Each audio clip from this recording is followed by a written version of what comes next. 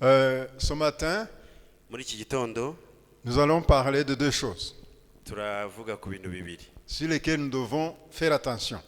tugomba kwitondera. La doctrine de Balaam Inyigisho za Balamu et la doctrine des Nicolaïtes. n'inyigisho za Nikolait. Toutes les deux doctrines dans l'Église. Kandi izi nyigisho zose mu itorero. Le passage que nous avons lu, Amagambo twasomye nous pouvons le diviser en quatre parties. dushobora kuyacamo ibice bine. Nous avons la présentation de Jésus, Hari aho batwereka Yesu, nous avons l'appréciation qu'il fait à l'Église, tukabona n'uburyo itorero rya Pergamu rishimirwa, les reproches ariko hakabaho n'amagambo yo kuricyaha, et les promesses hakaza n'amasezerano pour la repentance. nyuma yo kwihana. Alléluia. Amen. Nous allons en quelques télégrammes essayer de parler de tout ça. Mu gihe gitoya turaza kubivugaho uko ari bine. Comme nous l'avons lu, la ville de Pergame, Nk'uko twabisomye uyu mujyi wa Perugamo, la Bible nous a dit que c'est une cité qui est là où Satan a une grande chaise. Bibiliya yatubwiye ko muri uyu mujyi ariho Satani yari afite intebe Ça nini. veut dire que c'est un centre de beaucoup d'activités. Bivuga ko hari ahantu hakorerwa imirimo myinshi cyane. Mais comme Jésus a dit que c'est une église qui est là où Satan est établi, Ariko nk'uko Yesu yavuze ati iri torero riri ahantu Satani afite intebe aho yicaye. en fait c'est une ville de temples idolâtres. Hari rero ni umujyi wari urimo insengero nyinshi z'ibigirwamana. Il y avait des déesses de la sagesse, Hariho ibigirwamana by'ubwenge bitanga il ubwenge. y avait des dieux de festivité, Hariho ibigirwamana by'iminsi mikuru cyangwa ibirori. il y avait des déesses, des dieux de médecine, Hariho ibigirwamana bitanga ubuzima bwiza cyangwa se by'ubuvuzi. Ce dieu de la médecine était représenté par un serpent. Imana rero ivura cyangwa se itanga ubuzima yari ifite igishushanyo cy'inzoka. Et de nombreuses personnes venaient chercher la guérison là-bas. Kandi abantu benshi barwaye bazaga gushaka uko On bakira. avait érigé beaucoup de statues. Harimo ibishushanyo byinshi muri uwo mujyi. Il y avait le temple de Jupiter, Hariho n'urusengero rwa Jupiter. il y avait le temple de Zeus, Hariho n'urusengero rwa Uzeusi. et il y avait aussi le temple d'adoration de l'empereur romain. Hariho rero n'urusengero rwaramyaga umwami w'abami w'abaroma. Mais la ville aussi était réputée pour le centre culturel. Uyu mujyi rero wa Perugamo nawo ryari nk'ihuriro ry'abanyamahanga benshi. On dit que c'est l'une des villes qui a connu une grande bibliothèque. Bikavugwa ko hariho inzu y'amateka cyangwa se y'ibitabo ikomeye yari muri uyu mujyi Là, wa on pouvait Perugamo. trouver plus de 200 000 livres. Aho washoboraga kubona ibitabo bisaga En fait, ibihumbi c'était magana une abiri. ville des intellectuels. Wari umujyi rero utuwemo n'abize benshi. Mais au verset 12, Ku murongo rero wa 12 il est écrit à l'ange de l'église de Pergame, haranditswe ngo wandikire marayika w'itorero rya Perugamo voici ce que dit celui qui tient l'épée aiguë à deux tranchants. uti ufite inkota ityaye ifite ubugi impande zombi aravuga aya magambo. Que nous enseigne le fait que Jésus possède une épée à deux tranchants. Niki kitwigisha niki bitwigisha kuba Yesu afite inkota y'amugi abiri. Dans l'épître aux Hébreux, Mu rwandiko rwandikiwe Abaheburayo chapitre 4, verset 12, mu bice 4 umurongo wa 12, la parole de Dieu nous dit qu'elle est vivante et efficace. riravuga ngo ijambo ry'Imana ni rizima kandi rifite imbaraga. Plus tranchante que toute épée à deux tranchants. Kandi rikagira ubugi buruta ubw'inkota zose. Ça veut dire que la parole de Jésus biravuga ko rero ijambo rya Yesu a une puissance extrême. rifite imbaraga zidasanzwe. Même dans 2 Thessaloniciens, chapitre 2, verset 8, on ne va pas kandi y aller. no mu Batesalonike ba kabiri ibice 2 umurongo wa 8 On nous dit que l'Antichrist sera tué par le souffle de la bouche de Jésus. bitubwira yuko antikristo azicwa n'umwuka uva mu kanwa ka Yesu. Alléluia. Amen. Alors, cela nous indique que la parole peut changer, Ibi rero bitwigisha ko ijambo rishobora guhindura, mais aussi il peut combattre. ariko nanone ko rifite imbaraga zo kurwana. Alléluia. Amen. Au verset 13, Ku murongo wa 13 la parole nous a dit, je connais l'endroit où tu es. ijambo ryatubwiye ati nzi aho utuye. Je vous ai parlé une fois de GPS. Hari igihe nigeze mbabwire bya GPS.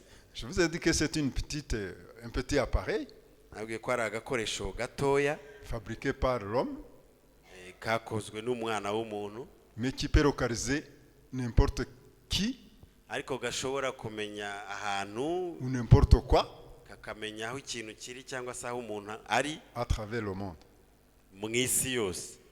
Aujourd'hui, on est en train d'utiliser les drones Ubu rero harimo hakoreshwa izitwa drone dans les combats ici et là mu ntambara hirya no hino. pour localiser là où l'armée se trouve, Izo drone zikabafasha kumenya aho abasirikare baherereye, là où les armes se trouvent, aho intwaro ziherereye, pour les détruire facilement sans perte humaine.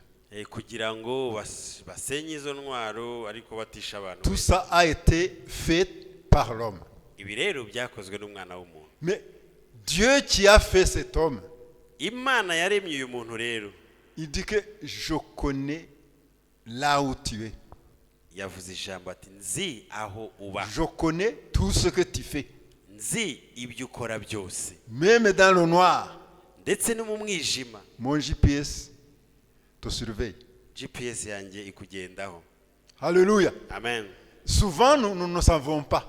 Akenshi ntitubimenya, Ou nous oublions que là où nous sommes, cyangwa se tukibagirwa ko aho turi, partout où nous êtes, où nous sommes, aho tugenda hose l'œil de Dieu est sur nous. ijisho ry'Imana rituriho.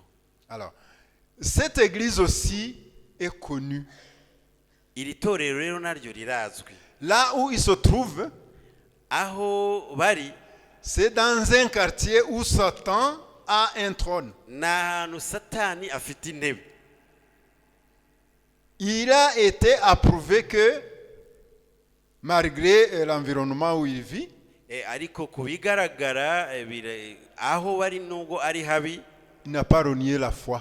ntago bigize bava mu byo kwizerwa. Même durant les jours où Antipas a été persécuté, Ndetse no mu gihe uwitwa Antipa yatotejwe, l'église a continué à être ferme dans la foi. itorero ryakomeje guhagarara mu kwizera. Alléluia. Imana ishimwe. Est-ce que dans les épreuves, nous continuons à être fermes dans la foi? Ese mu bigeragezo dukomeza kuba abizerwa?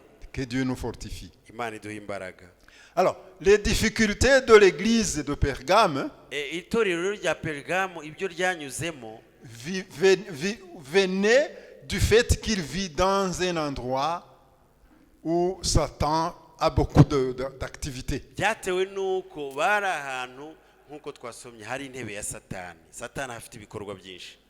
Alors, là où cette église vivait, Aho iri torero ryabaga, si on ne confessait pas César comme Seigneur, si on ne confessait pas César comme Seigneur, niba iyo utavugaga César ngo mwite Uwiteka cyangwa se umwami, vous ne pouvez pas avoir de la sécurité.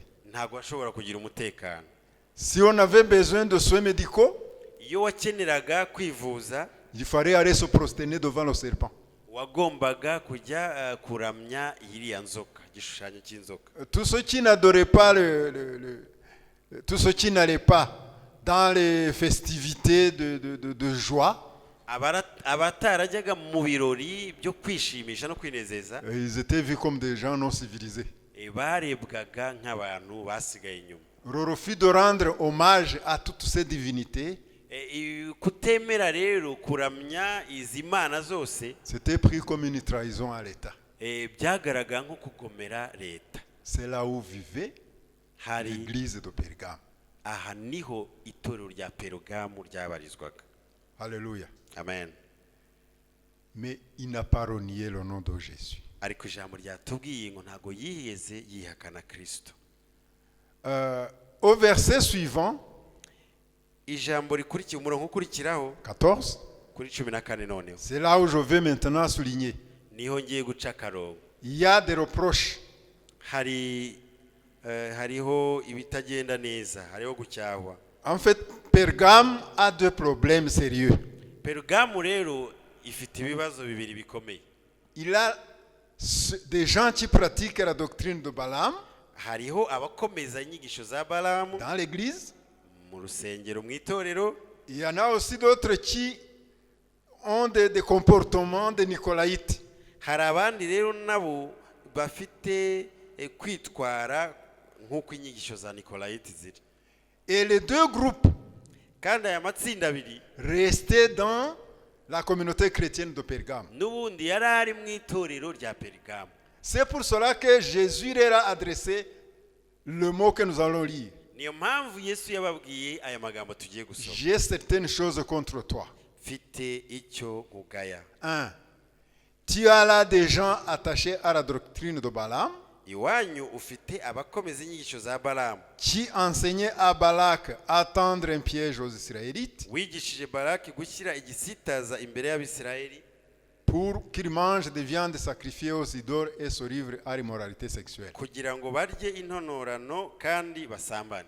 Ça veut dire qu'il y avait un groupe de gens dans l'église Bivuga ko mu itorero harimo itsinda ry'abantu qui prenaient les actes sexuels bafataga ibikorwa by'ubusambanyi comme une vie sociale normale. babifataga nk'ubuzima busanzwe. Et ils continuaient à œuvrer dans le service de Dieu. Bagakomeza rero bagakora umurimo w'Imana. Il y en a d'autres qui étaient attachés à la doctrine des Nicolaïtes. Hari abandi rero nabo ngo bakomezaga inyigisho z'Abanikolaites. Les deux groupes étaient mélangés à la communauté de Pergame. Ayo matsinda yose yabaga mu itorero rya Perugamu. Et cela offensait Dieu. Ibi rero bikababaza Imana. Alors, quelle était la doctrine de Balaam? Rero inyigisho za Balamu zari zihe? L'objectif de Balaam, Intego ya Balamu, comme nous pouvons lire ça dans Nombre 22, uko twabisoma mu kubara ibice 22 depuis 22 jusque dans les chapitres 20, 29, 30. gukomeza kugeza mu bice 29-30 gutyo. Au fait, Balaam, son but ou son objectif était d'avoir beaucoup d'argent. Balamu intego ye kwari ukubona amafaranga menshi. Et il devait avoir cet argent au service de Dieu. Kandi akabona aya mafaranga binyuze mu murimo w'Imana. Mais son but a échoué. Ariko intego ye yarananiwe, yaratsinzwe. Dans les chapitres 24-25 du Nombre. Mu kubara ibice 24-25 niho tubisanga. Si vous aurez du temps, vous allez lire toute cette histoire. Mu nyakanya mwasoma iyo nkuru yose. Alors, puisque les prophéties de Balaam avaient de bénir, non, de maudire le peuple israélien, Koko ubuhanuzi bwa Balamu bwari ubwo kuvuma ubwoko bwa Isirayeli. mais ça n'a pas réussi. Ariko ntibyashobotse. Mais Balaam était déjà égaré. Ariko Il s'était déjà égaré. Balamu birumvikana ko yari ku ruhande rw'inzira, yari yagiye ku ruhande rwo. Parce que quand Balak lui a envoyé une délégation, Kuko igihe Balaki yamutumagaho intumwa, Balaam a d'abord prié Balamu yabanje gusenga pour demander l'accord à Dieu. asaba Imana ko imwemerera. Mais Dieu lui a exhorté de ne pas y aller. Ariko Imana iramubuza, iramubwira ati oya ntujyeyo. Mais comme Balak lui avait promis beaucoup d'argent, Ariko kuko Balaki yari musezeranyije amafaranga afatika, il s'est demandé comment est-ce que je peux perdre tous ces millions. ubwo rero yaravuze ati sizi miliyoni zincike koko. Il est allé encore se présenter à Dieu. Arongera asubira gusenga. Seigneur, est-ce que je ne peux vraiment pas y aller? avuga ati mana koko ubu ni wowe kumbuza kujyayo singende. Mais Dieu n'a pas deux mots. Imana rero ntago igira indimi ebyiri. S'il te dit non, c'est non. Yivuze ngo ya ni oya. Le oui, c'est le oui chez Dieu. Kandi yivuze ati nibyo iraba ari byo. On ne balance pas chez Dieu. Ntago rero ari ugushakisha ku Mana. Alors, l'argent et la soif d'en posséder, Amafaranga rero n'inyota yo kuyagira.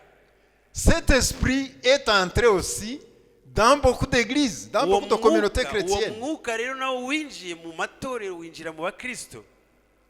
Aujourd'hui, Uyu munsi il y a des gens qui ont abandonné le service de Dieu au détriment de l'argent. hari abantu bataye umurimo w'Imana kugira ngo bibonere amafaranga. Dans beaucoup de communautés chrétiennes, Mu bakristo benshi il y a des services de Dieu hari imirimo y'Imana qui, avant d'être faits, mbere y'uko ikorwa doivent être payés. hagomba kwishyurwa amafaranga. Oui. Niko bimeze. Il y a aujourd'hui des prédicateurs Hari abavugabutumwa cyangwa se abigisha muri iki gihe qui ne peuvent pas venir prêcher la bonne évangile badashobora kuza kubwiriza sans avoir d'abord été payés. mutabanje kubishyura. Il y a beaucoup de compositeurs, chanteurs, interprètes Hari abaririmbyi benshi, abahanzi, qui, quand ils viennent faire des concerts, mu gihe agiye gutanga igitaramo vous devez d'abord marchander. mugomba kubanza mukumvikana ku Ça, c'est giciro. l'esprit de Balaam qui est en train d'œuvrer Uyu ni umwuka wa Balamu urimo ukora dans le service de Dieu. mu itorero ry'Imana. L'esprit business, Umwuka w'ubucuruzi il est entré dans nos églises, winjiye mu matorero yacu, au point même de rencontrer certains serviteurs de Dieu aho usanga abakozi b'Imana bamwe où il faut payer pour seulement la consultation. kugira ngo mubone gusa muganire ugomba kwishyura. Vous avez peut-être un problème Ufite ikibazo de mariage, peut-être. wenda mu rushako rwawe, Peut-être vous avez une question de baptême, quoi. ukeneye wenda kubatizwa, Vous voulez faire baptiser vos enfants ou vous baptiser vous-même. cyangwa ushaka kubatizwa ubwawe cyangwa n'abana ushaka aho babatizwa. Alors, dans certaines églises, Mu matorero amwe n'amwe, dans certaines sectes, mu madini amwe n'amwe, ces services doivent d'abord être payés. ibi birishyurwa. Et vous marchandez comme si vous êtes en train de payer pour une chèvre ou pour un mouton. Kandi rwose habamo no guciririkanwa wagira ngo ni Ça, nk'ihene c'est uri kugura. l'esprit de Balaam Uyu ni umwuka wa qui est Balamu en train de œuvrer dans urimo nos communautés ukorera chrétiennes. ukorera mu bakristo. Il y a beaucoup de communautés chrétiennes Hari ahantu henshi aho abakristo bateranira, où les offrandes aho amaturo se donnent non pas volontairement, adatangwa ku bushake, ku mutima ukunze, mais comme des obligations ou des compétitions. ahubwo atangwa nk'aho abantu barimo barushanwa cyangwa se ari itegeko. C'est l'esprit de Balaam. Uyu ni umwuka wa Balamu. Et les gens continuent à se dire, nous sommes au service de Dieu. Kandi abantu bagakomeza kuvuga ati turi mu murimo w'Imana. Mais ce groupe, Iri So tsinda, group? iri tsinda il a été blâmé à Pergame. ryaracyashywe ndetse ntiryishimiwe. Il y travaillait aussi au sein de la communauté chrétienne de Nabo Pergame. babanaga n'abandi bakristo bose bakoreramo, Mais leurs actes ariko ibikorwa byabo n'ont pas été appréciés par Jésus. ntabwo byashimwe na Yesu. Que Dieu nous pardonne Imana itubabarire et que Dieu nous fortifie. kandi Imana iduhe imbaraga. Mais comme Balaam n'a pas pu réussir, Balamu rero nk'uko atabishoboye, au lieu de maudire aho kuvuma Israël, Isiraheli, finalement c'est lui qui a été maudit. niwe wavumwe ahubwo. Parce que si vous lisez toute l'histoire, vous allez voir comment il a fini. Nusoma inkuru yose urareba ukuntu Balamu yaje gusoza. Il a finalement tombé par l'épée. Yaje kwicwa n'inkota Après avoir tendu un piège aux Israéliens amaze gutega umutego, gushyira igisitaza imbere y'Abisirayeli, pour révéler à Balak kugira ngo amaze kubwira Balake que s'il amène des jolies filles ko nazana abakobwa beza nues bambaye ubusa de Moab, b'abamowabukazi ils vont attirer les Israéliens ko abisirayeli bazabifuza et ils vont tomber dans le péché. noneho bakagwa mu cyaha. Et comme ça, s'ils tombent dans le péché, ils seront maudits. noneho nibagwa mu cyaha imivumo izabaza. Et cette malédiction a tué plus de 20 000 personnes. kandi iki cyaha ngo kishe abageze cyangwa uyu muvumo wishe abageze ku 20,000. L'esprit de Balaam dans l'église. uyu ni umwuka wa Balamu mu itorero. La doctrine des Nicolaïtes, inyigisho z'abanikolahiti rero là aussi c'est un autre groupe. naryo ni irindi tsinda. C'est un groupe où la chrétienté ni ahantu rero ubukristo doit être civilisée, bugomba kuba buteye imbere développée. rwose bugezweho. La discipline dont on avait fixé auparavant, imyitwarire abakristo bari bafite mbere petit à petit, il a été changé. buhoro buhoro igenda ihinduka. Et les chrétiens de Pergame abakristo bo muri Perugamo se sont comportés comme les autres habitants, les autres citoyens de la cité. batangira rero kwifata no gusa n'abandi baturage bose bo muri uwo mujyi. Ils ont mangé les mêmes choses. batangira kurya bimwe. Ils ont commencé à boire tout ce qui se boit dans la ville. batangira kunywa kimwe n'abandi Ils ont bose. commencé à s'habiller comme les gens de la ville. batangira kwambara nk'abanyamujyaho. Et c'est ainsi que cette doctrine uku niko rero izi nyigisho a embrassé aussi la communauté chrétienne. zagiye zikinjira mu Et bakristo. c'est pour cela que Jésus niyo mpamvu Yesu a grondé cette communauté chrétienne. yacyashye rwose abakristo.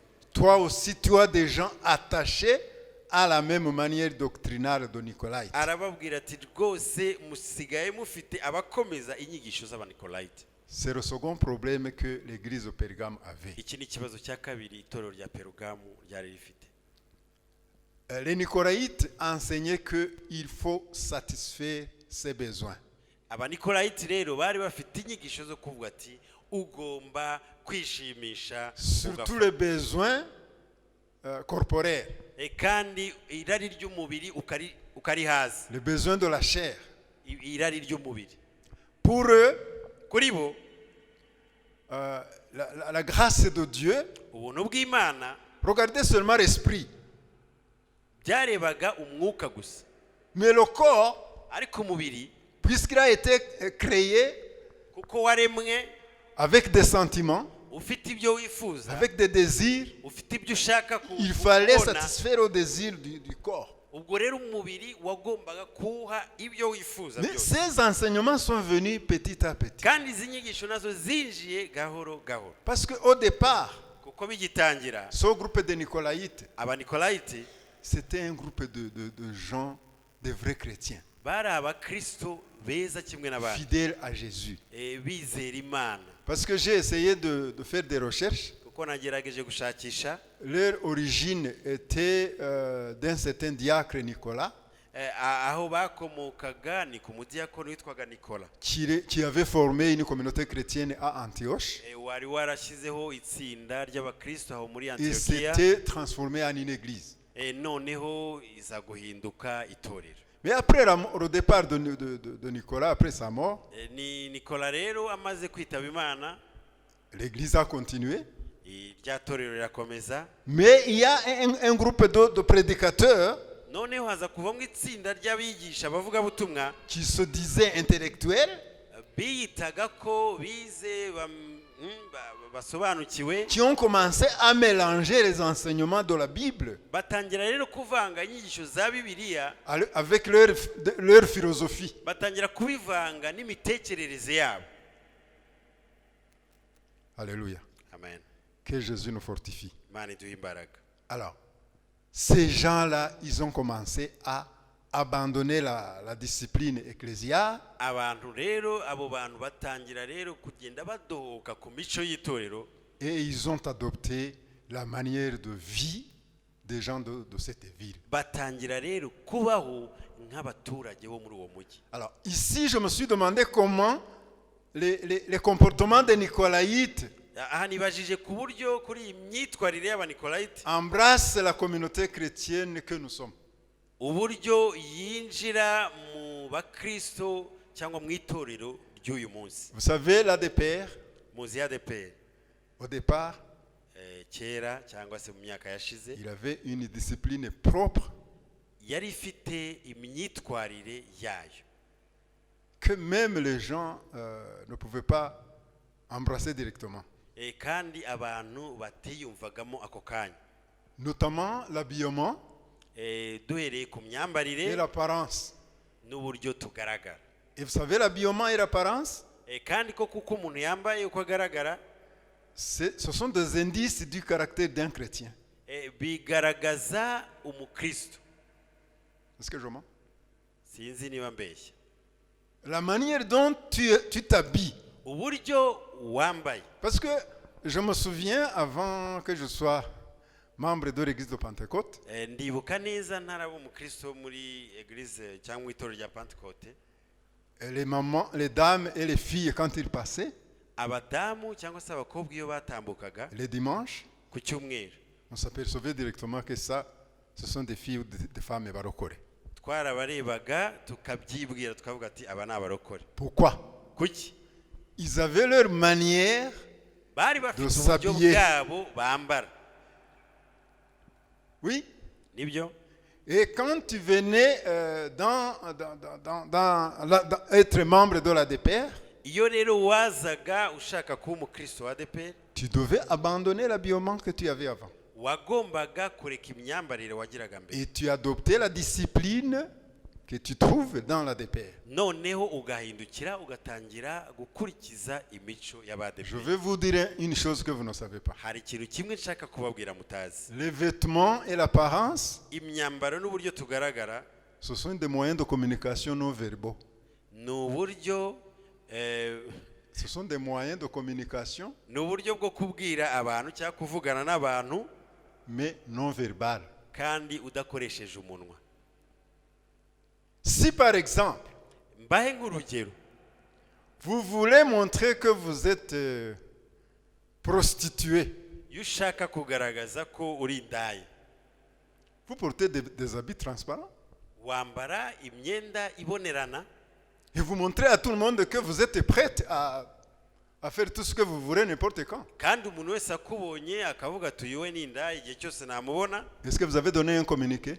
Ese aba yashyizeho icyapa kivuga ko ari indaya? C'est l'habillement qui uburyo yambaye est en bwonyine, train de faire votre publicité. uburyo yambaye bwonyine buba buvuga ibyo byose twari tuvuze. Et Satan utilise ce genre d'armes, kandi Satani akoresha bene izi ntwaro, même chez les chrétiens. noneho akabikoresha mu bakristo. Avant, on ne tolérait pas ce genre de choses dans mbere ntitwashobora notre communauté. kwihanganira ibyo bintu mu Mais bakristo bacu. c'est ce qui est arrivé aussi à Pergame. Ibi rero nibyo byabaye no mu itorero rya Parce Pergamo, que Pergame, kuko Pergamo ce n'est pas seulement là où les Nicolaïtes sont signalés. ntabwo ariho honyine havuga abanikolayiti. Jésus a aussi pointé du doigt les Nicolaïtes dans l'église d'Éphèse.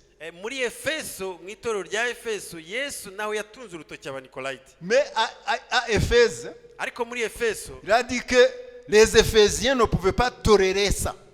aho yavuze ko abefeso batihanganira izo nyigisho. Alléluia. Amen. Mais à Pergame, ariko i Pergamo on a commencé à tolérer petit à petit. batangiye kujya babyemera buhoro buhoro. Et ces genres de comportements se sont mélangés avec les chrétiens. imyitwarire rero ihita yivanga n'imyitwarire bari basangamo. Aujourd'hui, uyu munsi comment est-ce que la situation est dans notre église? bihagaze bite mu itorero ryacu? Numéro 2, icya kabiri, les maquillages et des cosmétiques colorés, uburyo bwo kwisiga ibintu by'amabara, des parfums, ibihumura neza, des bijoux brillants, amaherena des agaragara habits cyane, luxueux. imyambaro ihenze cyane. Qu'est-ce qu'il en est dans nos communautés chrétiennes? bimeze bite mu bakristo?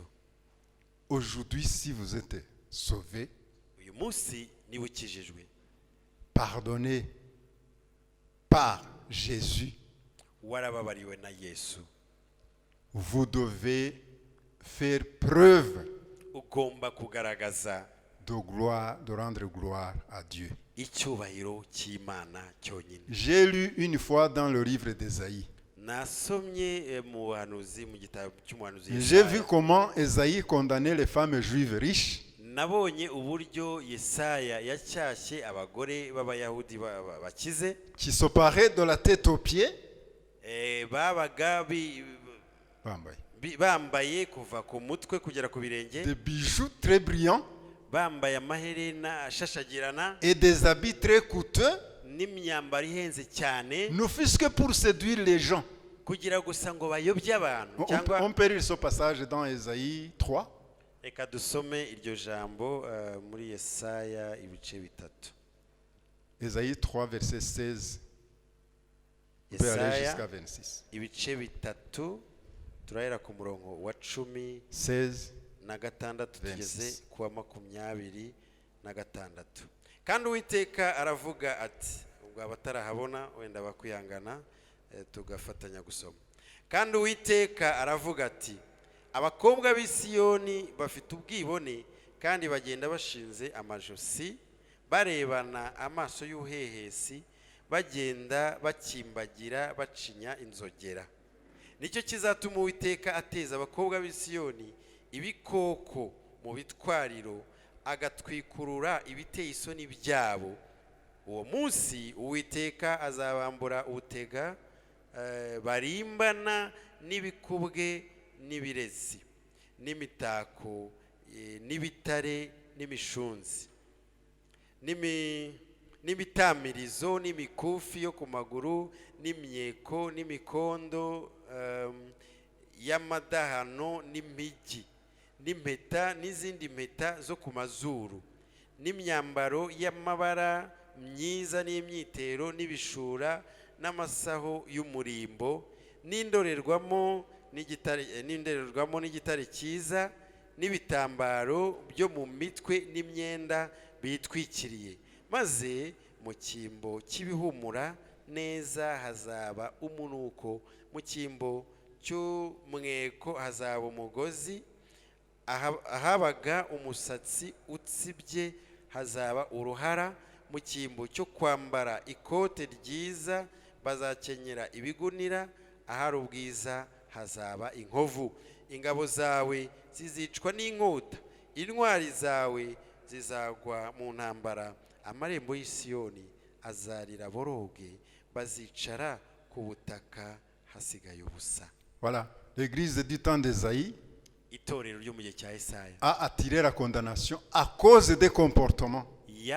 yihamagariye umuvumo kubera imyitwarire. Ça veut dire que les chrétiens devraient contrôler leur façon de s'habiller. Abakristo rero bishaka kuvuga ko bagomba kugenzura imyambarire yabo. Quand tu veux par exemple blâmer quelqu'un pour le comportement qui n'est pas admissible, Mu gihe rero ushaka gucyaha umuntu kubw'imyitwarire itariyo, il commence à te dire, mon cher ami, agakiza kaba mu mutima. voilà. C'est comme ça que les chrétiens d'aujourd'hui disent. Niko abakristo bavuga muri iyi minsi. Agakiza kaba. La chrétienté c'est dans l'esprit. Mais pourquoi est-ce que ce genre de comportement extérieur Kuki rero iyi myitwarire igaragara hanze, ont été condamnés? kuki yagawe? Pourquoi est-ce que ces ornements, Kuki uku kwambara, ces pièces-là qu'on mettait, les boucles sur le nez, les boucles sur les oreilles, bashyize ku matwi bagashyira ku ces mazuru, sortes d'idoles, il y en a même que je vois qui portent des petites cornes d'animaux. hari n'abo mbona bambara utuntu tw'uduhembe dutoya. Et tout ça a embrassé nos églises. Ibi byose byamaze kwinjira mu matorero yacu. Usanga natwe urubyiruko rwacu, Tu vas voir les jeunes usanga gens, umuntu yambaye ikintu cy'igishenete n'agahembe kameze nka. ils ont des chaînettes avec des cornes.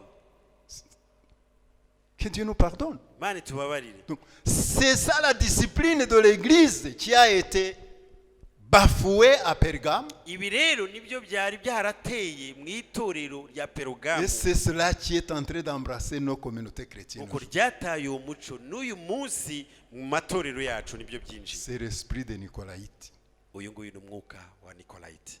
Que Dieu, que Jésus condamne. Yesu ntabwo abyemera, arabicyaha.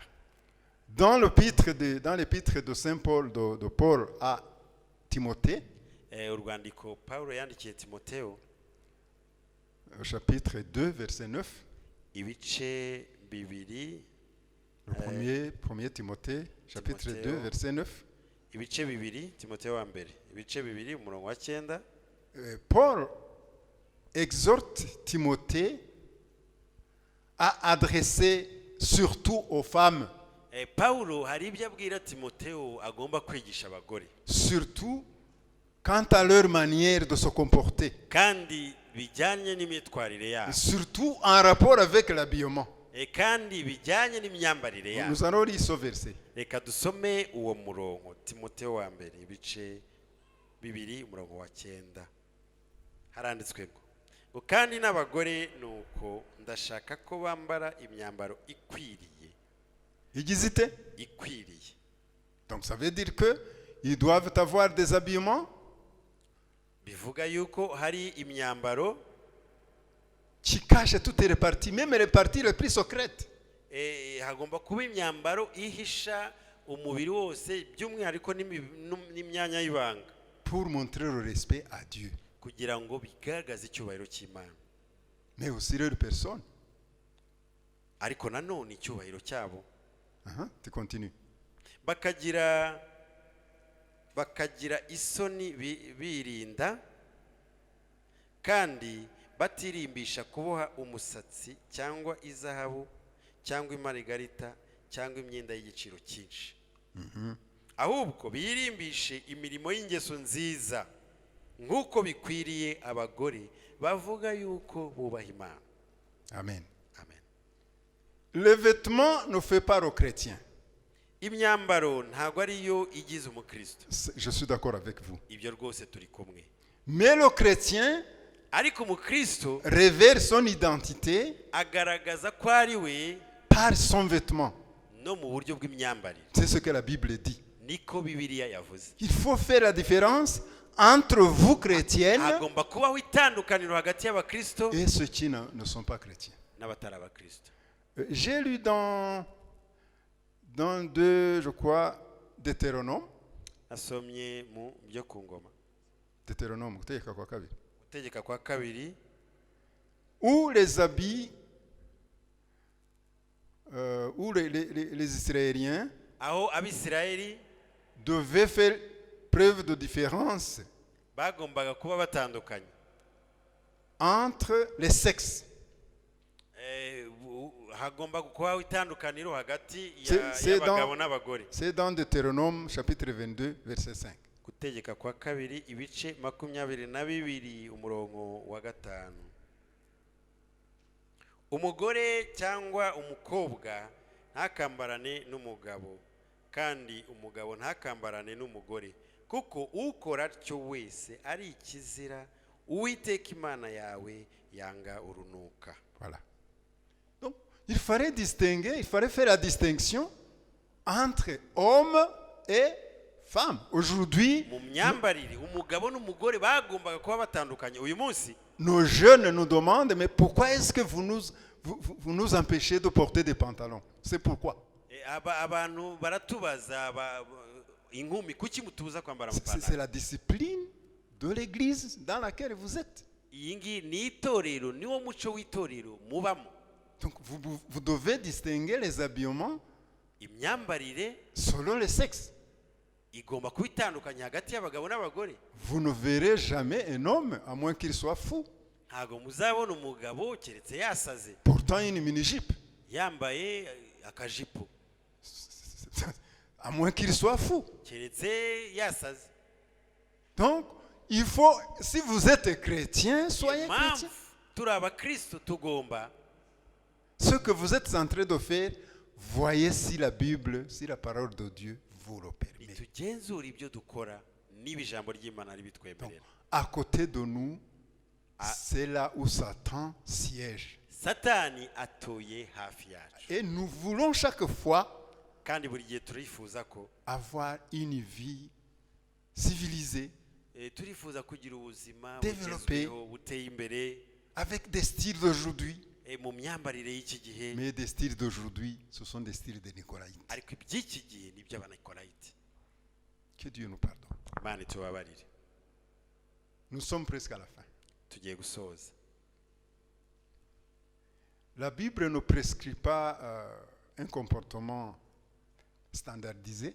Ntago Bibiliya itanga umurongo wuzuye w'imyitwarire Entre les hommes, entre les femmes, entre les hagati jeunes. y'abagabo, abagore, abasore n'inkumi. Mais quand vous vous engagez à suivre Jésus, Ariko iyo ufashe icyemezo cyo gukurikira Yesu, vous devez respecter la discipline qu'on vous a enseignée dès le début. ugomba gufata kugendera mu myitwarire wigishijwe. Il y a un passage qui dit « Soyez toujours comme vous étiez au temps où vous avez été appelés. Hari ijambo rivuga ngo mugomba kumera uko mwari muri mu gihamagarwa. » Alléluia. Amen. Comme vous étiez dans le temps où vous étiez appelés. Uko mwari mumeze mu gihamagarwa. Et les gens, quand ils étaient appelés, Abantu bagihamagarwa ils respectaient les consignes de la Bible. bumviraga ijambo ry'Imana. Ils respectaient les consignes de la discipline ecclésiale de la DPR. Bakumvira ndetse n'imico y'itorero. Mais aujourd'hui, Ariko uyu munsi il y a des choses bizarres. hari ibintu bitangaje. Je suis en train de voir ces jours Ndi kureba muri iyi minsi des couples de filles et garçons nkabona abasore n'inkumi sur la route bari mu muhanda et ils se prennent comme ça. bafatanye gutya, Ils se promènent comme ça, bigendera comme monsieur et sa bitemberera femme. nk'aho ari umugore we cyangwa umugabo we. Hein? Et ils vont à l'église ou ils viennent de l'église Bagiye hehe? Bagiye ku rusengero cyangwa bari kuva ku et rusengero. ils n'ont jamais eu de fiançailles. Kandi ntago ari abafiyanse. Et cela conduit à l'impudicité. Ibyo rero bikarangira bibashoye mu busambanyi. C'est l'esprit des Nicolaïtes. Uyu ni umwuka wa Nikolait. C'est le comportement des Nicolaïtes, ça. Iyi ni imyitwarire n'inyigisho Ce sont des z'Abanikolait. comportements que nous avons Niyo myitwarire tugenda dans tubona notre cité, tukabibona abanyamugi là où Satan aho a Satani siégé. atuye. Nos jeunes, Basore n'inkumi, surtout nos jeunes, basore n'inkumi.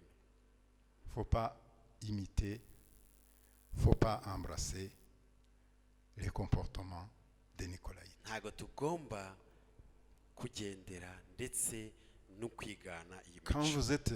quand vous devenez chrétien et chrétienne, Iyo wabaye umukristo il faut marcher comme la parole de Dieu vous dit. ugomba kugenda nk'uko ijambo ry'Imana Il faut rikubwira. suivre les instructions que vous avez reçues dès le début. Tugomba kugendera mu mabwiriza twahawe duhamagarwa.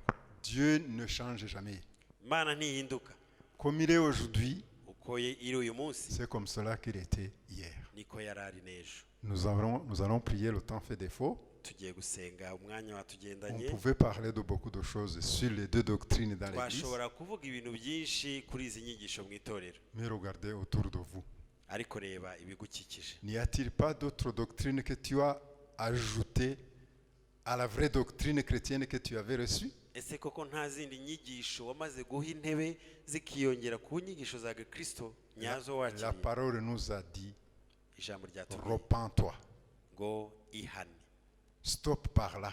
ti rekeraho. Sinon, je viendrai par mon épée. Ati nibitaba ibyo nzaza n'inkota Et mon ifite amugi épée, abiri, c'est à double tranchant. kandi inkota yanjye ifite amugi abiri.